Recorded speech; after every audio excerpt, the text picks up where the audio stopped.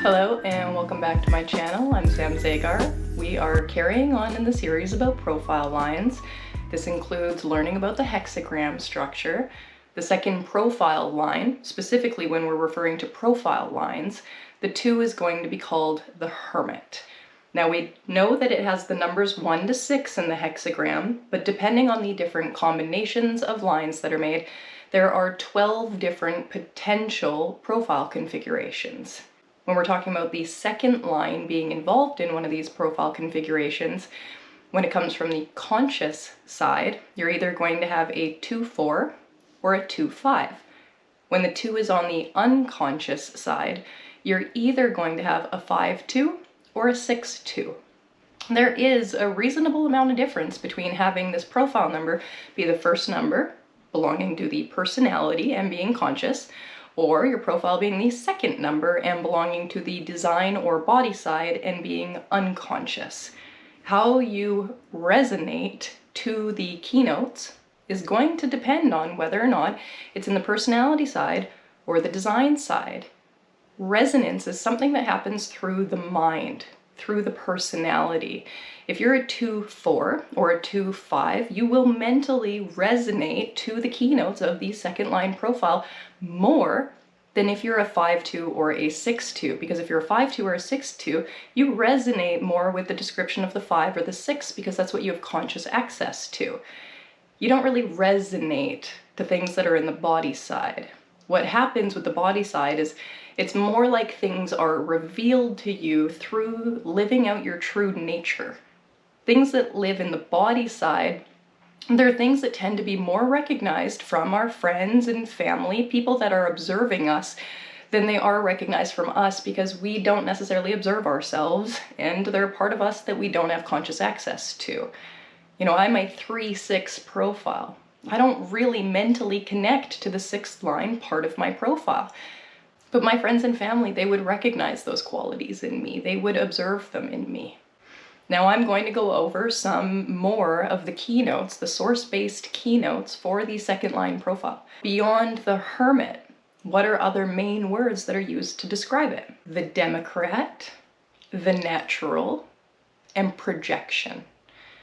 Special emphasis goes on the word projection, though. Of all of the keynotes that you will hear me say for all of the different profile lines, the 2 has projection as a keynote, and the 5 has projection as a keynote. Rarely do profile numbers share keynotes. Projection is one of the only shared ones, and it belongs both to the 2 and the 5, but for very different reasons. Now I'm going to continue to give you a few more specific keynotes for the second line profile.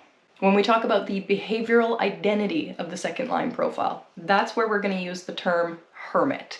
And this tends to be more from the personality side of things. I identify as being a hermit. And what the hermit really means is withdrawal. There is a want to pull back into a place or retreat to a place that feels safe, secure, protected, boundaried. I want you to think, you know, like the hermit crab. It's carrying its home around with it and it can withdraw into it at any point. It's not that the 2 is trying to disappear to where it's alone. It's that the 2 is attempting to withdraw back to the place where it feels nourished. If the 2 is withdrawing, if it's going to a hermit mode, it's likely feeling quite depleted in certain ways. Now, you'll notice I'm peppering in certain keynotes here.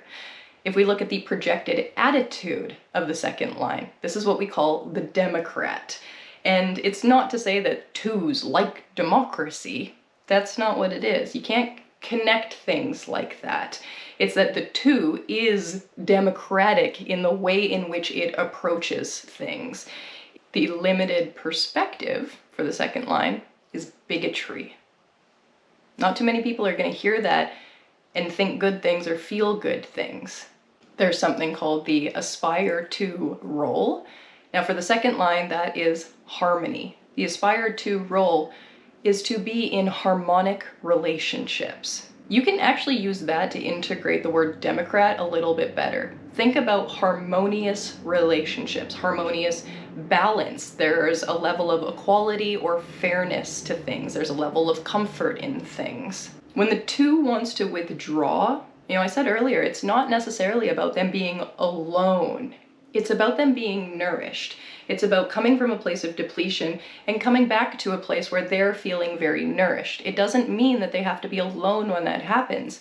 In fact, one of the things that the 2 is really, really looking for is someone to hermit with, someone to experience harmony while hermiting, who can be in their zone with them and feel really good. Now, the bonding strategy for a hermit is shyness, boldness. They're either like quite confident because they're a genius, they're gifted, they're natural. These again are more keynotes. The 2 is so naturally gifted in certain ways, okay? There's a shyness or a boldness. Often that boldness is coming from this place of being seen, being called, being recognized in their gift, in their naturalness, in their genius, and having a level of about it. But then there's a shyness. There's also a little bit of this like, The security strategy for a second line is nourisher, depleter. Now those were words that I've already said multiple times as I was trying to emphasize why there is this want to withdraw or retreat or to come out, into your boldness when you've got the call. The security strategy. Come back and be nourished. Go out until you're depleted. Come back and be nourished. Go out until you're depleted. And as I'm doing this, like, go out, come back, go out, come back, it helps us understand the emotional resonance, which is advance, withdraw, advance, withdraw. Now, in addition to emotional resonance, there's something called awareness resonance. And this one shows up as a binary, determination or not, determination or not. What I really get through these keynotes, because it's important for me to describe a lot more than just the keynotes. Like if the keynotes were all that we needed, nobody would need anything else other than source material, but it's not easy to integrate this information sometimes. And so the more that I say the words, the more that I play with the language, you start to get a bit of a vibe from me. One of the things with the 2, 1, 2, we're on the second line of the house. The second line of the house, we'll use the phrase projection for this one. I want you to think about the peeping Tom, the person who's creeping through the window watching the person in their living room. The person in their living room is the second line profile. They're involved in whatever natural gifted skill set they have. They're doing something that is easy for them, is comfortable for them. And that's interesting to somebody else. So they're watching them and they're projecting onto them. And they're thinking, ooh, based on that, they might be good at this. They could be, ooh, maybe I want them to do this. Maybe I should ask them to come do this. Based on what people are seeing, based on what they're projecting, they're going to place a call on that. Then the second line can answer the call or not. That's what has them come out of their hermit phase. That's what has them, re-engage with the world again, is this call to come back out and, play with something in real time. I think one of the closing things I want to add to this conversation, this is not a keynote. This is not a source-based keynote for the second line profile, but in my experience of second lines, they can be very oblivious people, and they're supposed to be. That's one of the things. There's so many ways we can say something that kind of feels like a negative, and yet it's not necessarily a negative that needs to be changed or needs to be gotten rid of. There's a limitation. There's a limitation on the second line because of the projection. They're a little bit oblivious, as in they don't know what their gift is. They don't know that you're watching them. They don't know who's recognizing them. They don't necessarily know who's seeing them. There's this quality of being a 2 that is kind of in your own little world. It's supposed to be that way.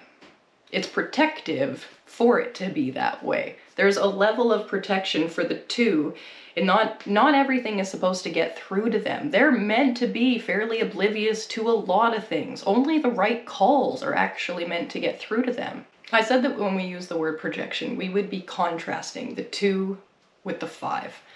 Now, if I'm going to say that the 2 is a little bit oblivious, I'm going to contrast that with the 5, because the 5 is a little bit paranoid. And that's the difference in the projection. The 5 knows that people are watching. The 5 is so aware that people are watching. It's a little bit of that, like, oh no, the government's after me paranoia kind of thing. Like, everyone's looking at me, everyone can see me, everyone might want to burn me down. Like, there's a level of deep-seated fear that comes from a paranoia in the 5th line projection. But the 2nd line projection, it doesn't have that paranoia, because it doesn't know that it should be paranoid, because it doesn't necessarily feel like everybody is watching them. If anything, it's the opposite. They might be like, no one's watching me, no one's calling me, no one's seeing my gift. Like, they might be more in the negative self-perspective of it. But the truth is, the 2 is meant to be a little bit oblivious, because it's protective. It's definitely significantly more comfortable mentally. Mentally, it's definitely more comfortable to be oblivious than it is to be paranoid. When I say oblivious, I have to emphasize, though, that I do not mean ignorant, I don't mean dumb, I don't mean stupid. I simply mean they don't see it, and they're not supposed to. And of course, the last place I'm going to leave you is with a source-based recommendation. If you're looking for source material to help you move along in your human design experiment, a lot of the information from this conversation comes from this book, Profile and Type Reference Book by Ra Uru Hu. It's one of the primary books I use for reference material all the time. I will put a link for it down below in the description, and I'll see you next time for the 3rd line profile conversation.